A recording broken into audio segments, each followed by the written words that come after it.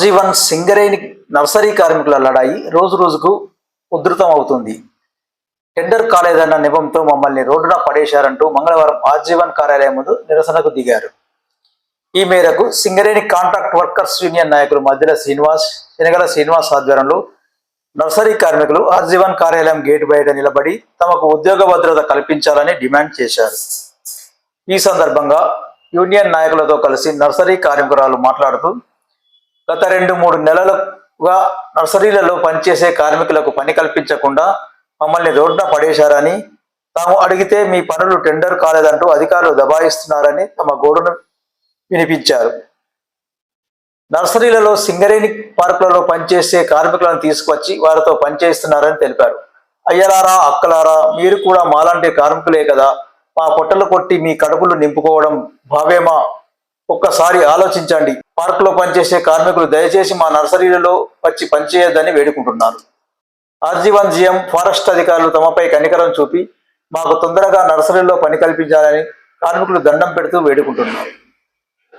సంవత్సరాల నుంచి ఆర్జీవన్ నర్సరీలో పనిచేస్తున్నాం సార్. మేము గత 2-3 నెలల నుంచి పార్కులతోనే నర్సరీలో పని చేయించుకుంటారు.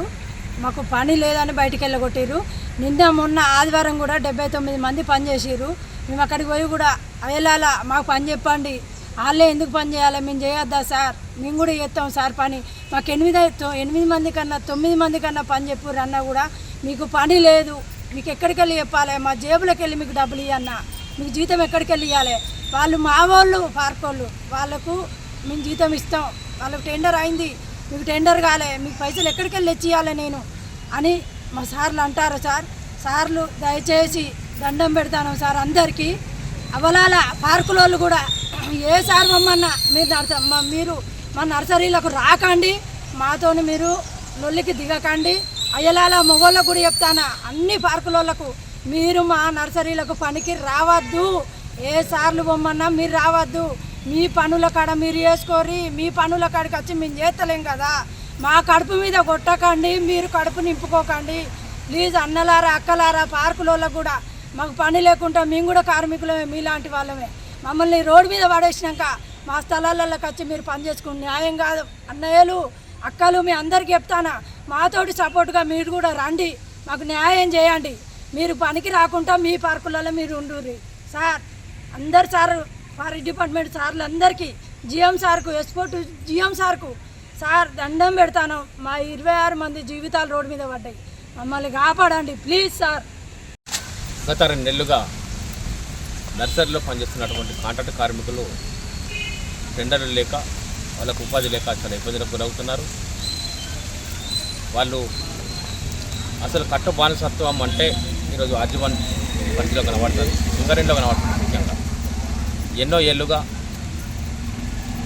పరిశుద్ధాన్ని పెంపొందించడానికి, ప్రకృతిని కాపాడే దిశగా అప్పుడున్న డైరెక్టర్ గారు, సిఎండ్ఎండి గారు బలరాం సార్ కూడా మొక్కలను పెంచేవారిని ప్రభుత్వం తీసుకునేది.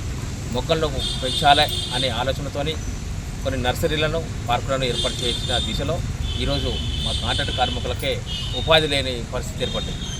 కాంట్రాక్టర్లతో యాజమాన్యం కుమ్మక్కై వారితో కేసులు వేయించి ఈ టెండర్ లేని పరిస్థితి తీసుకొచ్చిన ఎంత దిగజారుతనం అనేది ఈరోజు ప్రజలు గమనించాలి. ఈరోజు మళ్ళీ 2 డేస్లో మేము ఏదో ఒకటి పరిష్కరిస్తాము అని చెప్పి మాట్లాడిన జిఎం గారు ఈరోజు నర్సరీలో ఉన్న ఒక అధికారి ఈరోజు మళ్ళీ పార్కులో పనిచేసే వాళ్ళని తీసుకొచ్చి ఉపాధి అలా కల్పించి మా వాళ్ళకు అన్యాయం చేయడం అనేది చాలా మూర్ఖత్వమైన పరిచర్య కనబడుతుంది. కాబట్టి దీన్ని వెంటనే వీళ్ళు పార్కుల వాళ్ళని తీసుకొచ్చి ఉద్యోగాలు చేయించడం ఆపేయాలి. లేని పక్షంలో మా ఎమ్మెల్యే రాజ్ ఠాకూర్ మకర్ సింగ్ గారితో చెప్పడం జరిగింది.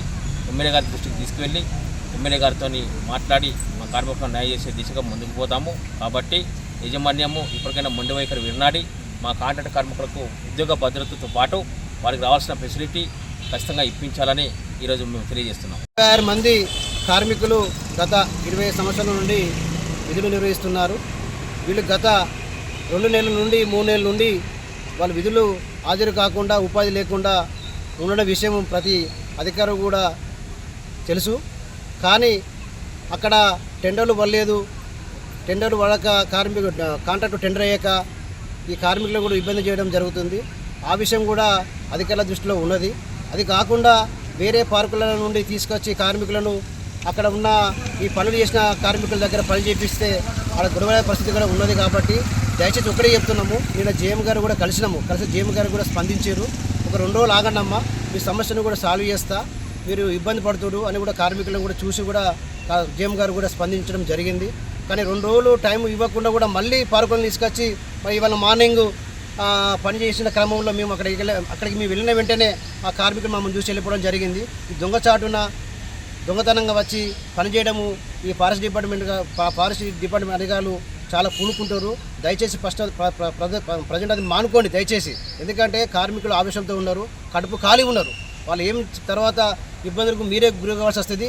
కాబట్టి నర్సరీ కార్మికులను దృష్టిలో ఉంచుకొని కనీసం వాళ్ళకు మన ఐఈడి నుండి మాస్టర్లు తీసుకొని వాళ్ళకు ఉపాధి కల్పించే విధంగా జీఎం గారు చొరవ తీసుకోవాలని కోరుకుంటూ ఈ సమస్య చాలా వరకు జటిలం కాకుండా చూడాలి. ఎందుకంటే రేపు ఇది స్టేట్ వైజు నేషనల్ వైజ్ కూడా పోయే పరిస్థితి కనబడుతుంది. కాబట్టి వెంటనే జీఎం గారు దీన్ని వెంటనే పరిగణలోకి తీసుకొని కార్మికులు న్యాయం చేయాలిగా కోరుతున్నాం.